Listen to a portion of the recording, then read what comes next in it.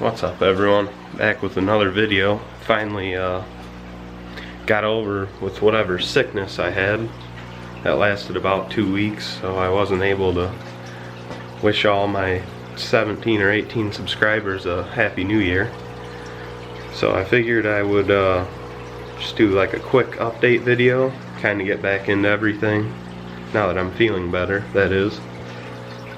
So I don't know if I showed this in any of my videos, but I do have this snail tank that was supposed to be for my puffer fish, but because I was short-handed with tanks and space and whatnot, the puffer fish tank ended up becoming the snail breeding tank. There was one clutch of eggs that I left above the water line, and I even lowered the amount of water in the tank.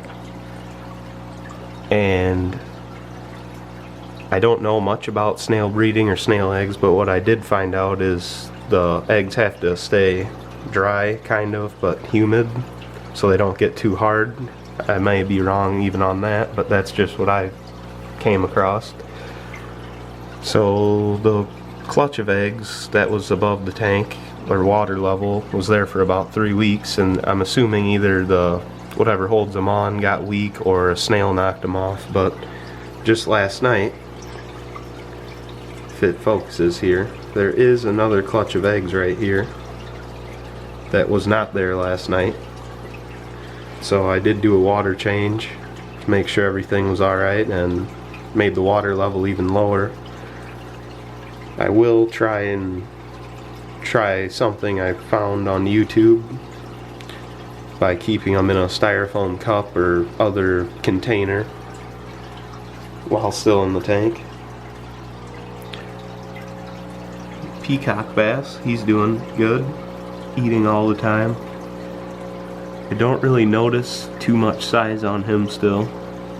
I do notice a lot more yellow dots, and this peacock bass is kind of an unidentified one. Not too sure exactly what kind it is. It could be a crossbreed. This guy actually eats out of my hands the frozen bloodworm or brine shrimp cubes. He'll actually chase my hand and eat them out of my hand, which is pretty cool. Not much going on in my calico convict tank. Ever since the male beat up the female and caused her to go blind in both eyes and whatever she got sick with, they are still doing good, but no breeding has occurred since that happened, so kinda out of luck there. Flower horns, they're all doing good. This guy is getting a lot more red on him, especially in his nuchal hump or cock, whatever you prefer to say. I did treat this tank with some general cure because mainly the female, her stomach would get big from eating but would not go down. Obviously he ate a lot last night. The way I have the filter blowing out kinda leaves the female red dragon here without food because the water blows straight across right into this guy's section of the tank, so he gets most of the pellets, but she gets a good frozen cube to herself, as this one does too, since it hates pellets. This one's very picky. For being the cheapest one in this tank, it doesn't make sense that it's the pickiest, but we'll go with it. And the biggest part of this video that I wanted to make of the video is all this lumber, which I don't know if anyone really follows my videos too much, but I do have this 240.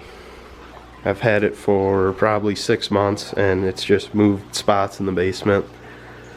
I have the sump, the tank, and this pump that I got all as a setup.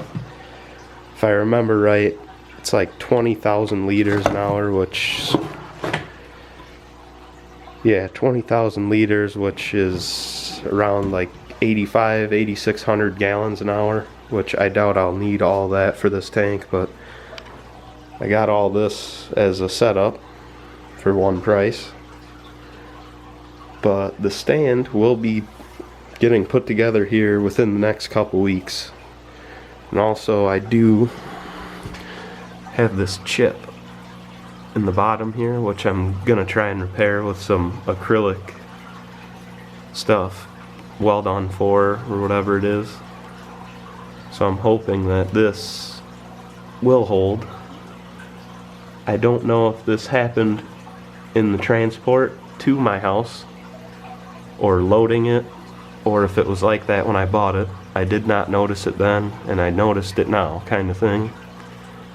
But when I did go to buy this from the guy that I've gotten a bunch of tanks from, he probably had it a third of the way full and there was nothing leaking. So I'm praying that I can just fix that little spot and it holds. But I guess we'll find out once it's all set up.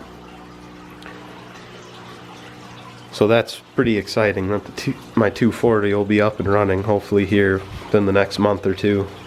And it'll probably go there, which eventually is where the pool pond hopefully will go, but I still have a lot of work on this basement to do. My tiger shovel nose, he's getting big. He's probably about 8 inches now. The clown knives, although they're in the pipe, you can't see them. They're getting really big.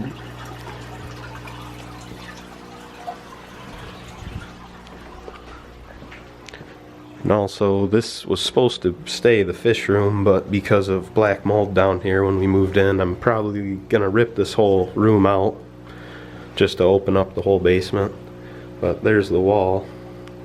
I have been working on this using a hydraulic sealer.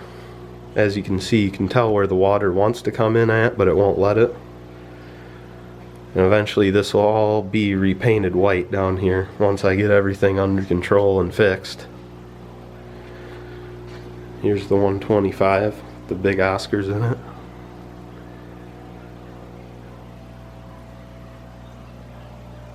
And my hybrid TSN RTC catfish. Camera never does anything justice, but I got this guy out of his little hiding spot last night, and there for a while he was just as long as this Oscar, which is about 13 and a half inches. And that catfish is now longer than my biggest Oscar. So that catfish is now my biggest fish at this point. You can't see in this pipe, but there is a royal clown knife in there, so that makes 3 royal clown knives.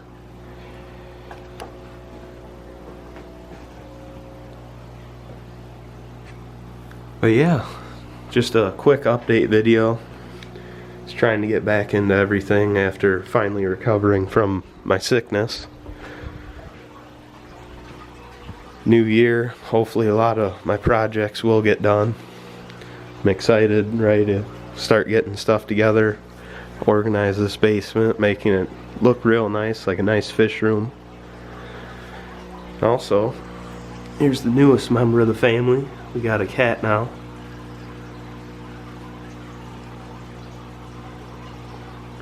But alright, since I missed you guys, wishing you all a happy new year. Here's the quick update video to make up for all that. So hopefully you guys all stay tuned and are excited as I am about all my projects that are going on and are finally coming together now. So until the next one, see everyone later.